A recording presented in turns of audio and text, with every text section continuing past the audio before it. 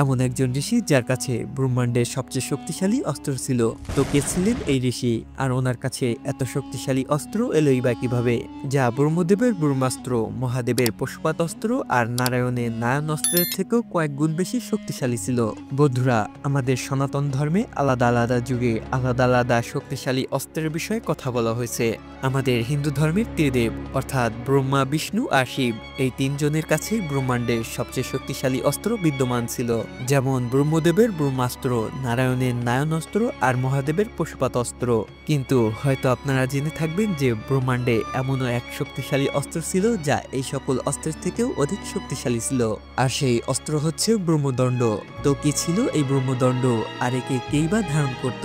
এই প্রসঙ্গে একটি কাহিনী রয়েছে, যেখানে ভগবান শ্রীরামের দুই সর্বশ্রেষ্ঠ গুরু মহর্ষি বিশ্বামিত্র আর মহর্ষি বশিষ্ঠের মধ্যে এক প্রলয়কারী যুদ্ধ হয়। আর সেই সময় এই মহান শক্তিকে প্রয়োগে আনা হয়েছিল। আসলে মহর্ষি বিশ্বামিত্র একজন ঋষি হওয়ার পূর্বে একজন ক্ষত্রিয় রাজা ছিলেন, আর ওনার নাম ছিল বিশ্বরথ। একবার রাজা বিশ্বরথ ওনার সৈনিকদের সাথে নিয়ে মহর্ষি বশিষ্ঠের আশ্রমে আসেন। তখন মহর্ষি বশিষ্ঠ ওনাদের আদর সৎকার করেন। কিন্তু রাজা বিশ্বরথ এটা ভেবে আশ্চর্য ছিলেন যে উনি এত অল্প সময়ের মধ্যে এত বড় আয়োজন করলেন কিভাবে। তখন মহর্ষি বশিষ্ঠ বলে, এ হচ্ছে কামধেনুর কন্যা নন্দিনী, আর এর সাহায্যে আমি আপনাদের আদর সৎকার করতে পেরেছি। যখন বিশ্বরথের নজর নন্দিনীর উপর পড়ে, তো উনি মহর্ষি বশিষ্ঠকে বলেন, আমি এই নন্দিনীকে নিয়ে যেতে চাই। যদি আপনি ভালোভাবে একে দেন তো ভালো, না হলে আমি বলপূর্বক ওকে নিয়ে যাব। এতে মহর্ষি বশিষ্ঠ বলেন, আপনি চাইলেই চেষ্টা করতে পারেন, কিন্তু আমি আপনাকে কখনোই সফল হতে দেব না। ঋষি বশিষ্ঠের এই কথা শুনে রাজা বিশ্বরথের ক্রোধের কোনো সীমা ছিল না, আর উনি ক্রোধে ঋষি বশিষ্ঠের উপর ভয়ঙ্কর সব অস্ত্রের প্রয়োগ করতে থাকে। কিন্তু মহর্ষি বশিষ্ঠ একটি দণ্ডের দ্বারাই সেই সকল অস্ত্রের বিনাশ করে ফেলেন। আসলে মহর্ষি বশিষ্ঠ ছিলেন ব্রহ্মদেবের মানসপুত্র আর সপ্তঋষিদের মধ্যে একজন। যখন রাজা বিশ্বরথ যুদ্ধে পরাজিত হন, তো ওনার মনে প্রতিশোধের অগ্নি জ্বলে ওঠে, কারণ এই প্রথম কোনো ব্যক্তি ছিলেন যিনি রাজা বিশ্বরথকে যুদ্ধে পরাজিত করেছিল। একজন সাধারণ দেখতে ঋষির কাছে পরাজিত হয়ে রাজা বিশ্বরথ ভূমিতে বসে পড়েন আর ভাবেন একজন ঋষি কিভাবে ওনাকে পরাজিত করতে পারে। রাজা বিশ্বরথ এটা বুঝে যান যে ক্ষত্রিয়দের বল তো শুধু নামমাত্র, কিন্তু বাস্তবিক শক্তি তো তপস্যা থেকেই আসে। এরপর উনি নিজের রাজ্য আর সিংহাসনে ত্যাগ করে তপস্যার জন্য দুর্গম বনে চলে যান, আর সেখানে প্রায় সহস্র বছর পর্যন্ত মহাদেবের কঠোর তপস্যা করতে থাকেন। ওনার এই তপস্যা দেখে মহাদেব অতি প্রসন্ন হন আর রাজা বিশ্বরথকে বর চাইতে বলেন।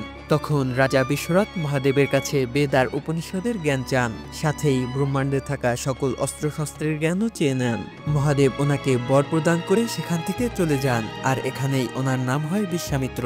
বর পাওয়ার পর ঋষি বিশ্বামিত্রের হৃদয়ে জ্বলতে থাকা প্রতিশোধের অগ্নি আরো তীব্র হয়ে ওঠে, আর উনি নিজের অপমানের প্রতিশোধ নিতে সোজা ঋষি বশিষ্ঠের আশ্রমে পৌঁছে যান। কিন্তু সে সময় ঋষি বশিষ্ঠ নিজের আশ্রমে ছিলেন না, এজন্য ঋষি বিশ্বামিত্র ওনার সকল পুত্রদের বধ করে দেন। যখন মহর্ষি বশিষ্ঠ ফিরে আসেন, তো উনি দেখেন ওনার সকল পুত্রগণ রক্তাক্ত অবস্থায় ভূমিতে পড়ে আছে।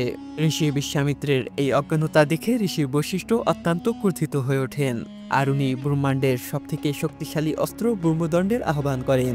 আর শুরু হয় এক ভয়ানক যুদ্ধ, যেখানে ঋষি বিশ্বামিত্র মহর্ষি বশিষ্ঠের উপর ইন্দ্রাস্ত্র, বরুণাস্ত্র, অগ্নিঅস্ত্র, ব্রহ্মপাশ, যমপাশ, বরুণ পাশ, কালচক্র, ধর্মচক্র, বিষ্ণুচক্র আদি অত্যন্ত শক্তিশালী অস্ত্র প্রয়োগ করেন। কিন্তু মহর্ষি বশিষ্ঠ এক মুহূর্তেই সকল অস্ত্রের বিনাশ করে দেন। এতে ঋষি বিশ্বামিত্র ব্রহ্মাণ্ডে থাকা সবচেয়ে শক্তিশালী তিনটি ঘাতক অস্ত্র ব্রহ্মাস্ত্র, পশুপাত অস্ত্র আর নারায়ণ অস্ত্রের একসঙ্গে আহ্বান করেন, আর এই ঘাতক অস্ত্র ঋষি বশিষ্ঠের উপর চালিয়ে দেন। কিন্তু ঋষি বশিষ্ঠ এই সকল ঘাতক অস্ত্রেরও নিবারণ করে দেয়। এই সময় ঋষি বশিষ্ঠের রূপ অত্যন্ত ভয়ানক হয়ে ওঠে।